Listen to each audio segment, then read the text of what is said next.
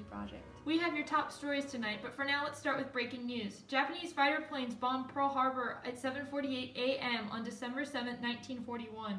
Japanese fighter planes dropped bombs on the base, destroying ships and other ammunition vital to the United States. The death toll is nearing 2,403 people. We're awaiting President Franklin Roosevelt's statement on the event now, but for now let's go to Neil in Pearl Harbor. Hey Neil! Hey, Neil. Thanks, Paige. We're here under very grave circumstances. Everyone here is very shaken up. As you can see, 18 ships were sunk or damaged with this aggressive act by the Japanese. The tension for engaging in war has never been higher. President Roosevelt has a very big decision to make. Back to you, Paige. We just got word that President Roosevelt has made his statement. He said that today is a date which will live in infamy, and Congress formally declared war on Japan on December 8, 1941. This marked the U.S. involvement in World War II. So much for staying isolationist. You said it, Paige. Patriotism is high, and the people of America are doing anything it takes to help the United States win the war. The news will continue after the short break.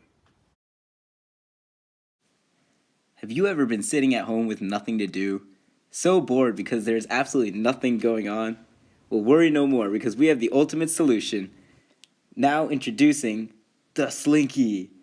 Its flexibility makes it one of the most versatile toys on the market, producing endless amounts of fun for everyone. Its patented design allows it to go down the stairs for lightning speed races with your friends. For only 99 cents, this amazing piece of limitless fun could be yours, so be sure to get one while they're still cheap. The Slinky Corporation is not responsible for any deaths, damages, or destruction of property. If you experience narcolepsy, back pain, seizures, or any severe heart pains, please feel free to call 911 because we don't care enough to do anything. It may be dangerous for small children and stupid adults. Please refrain from giving it to your dog or any other pet. We cannot guarantee it will go down the stairs. Be careful. It tangles very easily.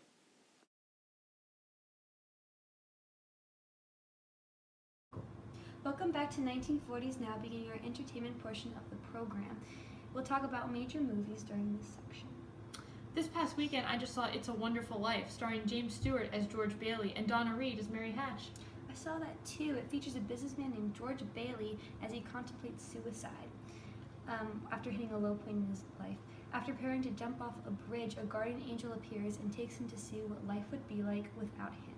It really brings a tear to your eye, but it shows that you mean something to someone, and that life is not better without you. It received 8 out of 10 stars, and I highly recommend it if you're looking for a good movie. Let's talk about sports. With World War II, many athletes have been drafted to fight. And with the conservation of natural resources, sports equipment can be hard to find. But that's not stopping the American spirit. Many basketball players are ineligible to be in the military because of their height. So basketball is in full swing right now. The Washington Bears won the U.S. Professional Basketball Championship of 1943 against the Oshkosh All-Stars. Basketball is really starting to develop as an American sport. The Basketball Association of America finished its first season in 1947, and games were played in arenas where hockey was played, so fans had to bundle up. But by 1949, fans were calling the Basketball Association of America the NBA, and the Minneapolis Lakers won the championship that year. In other sports news, the 1940 and 1944 Olympics were canceled for World War II. Luckily, the 1948 Olympics are set to be held in London, England. We hear that 300 American athletes are set to compete in over 19 events. The real talk of sports right now is baseball. It has become America's favorite pastime. We are pleased to announce that Jackie Robinson just signed with the Brooklyn Dodgers and has become the first African American to play in the major leagues. In his game against the Boston Braves, Robinson went 3-0 at the plate and played first base. Speaking of Jackie Robinson, we have him here live for an interview. Hey Jackie. Hey, Paige. Great to be here. Jackie, how do you feel being the first African American to play in Major League Baseball? I mean, it's a dream come true. I've always had a passion for sports. Before I left UCLA due to financial issues, I actually lettered in 4 varsity sports: football, baseball, basketball, and track. I played with the Kansas City Royals in the Negro League until I was asked by Branch Rickey about my interest in joining the Dodgers. My heart jumped when Rickey approached me. I'm so grateful for the opportunity he's given me. Are you hoping that your appearance in a white league will help break racial barriers? Of course. I mean, I grew up in Georgia as a sharecropper, a state still engulfed in racism. We were the only black family for blocks on end. People would always treat us poorly, but somehow we always chose to ignore it. Yes, fans will boo and players will throw pitches at me, But you have to look past that. I think that my appearance will help encourage other African Americans to play the sport professionally. How does your playing style compare to other players? I mean, I play to win. I mean, in the Negro League, we would play what other players call tricky baseball. I will charge the play if it means I will be safe and earn a run for my team. A lot of players will give me grief about the color of my skin. If I say something snide, I'll get thrown out. But, if I hit a player just a little harder in order to be safe, I'm safe and I'm still in the game. Baseball is a rough sport.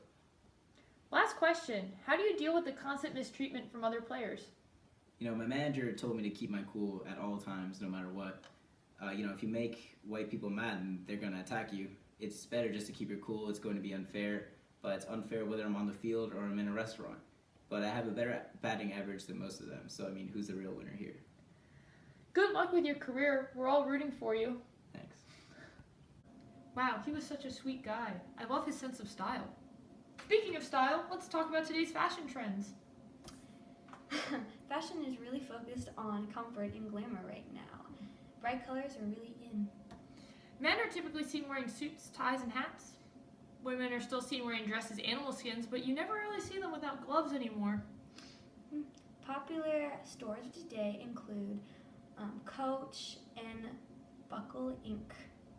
Hopefully they're releasing their new winter line soon. I could really use a new outfit.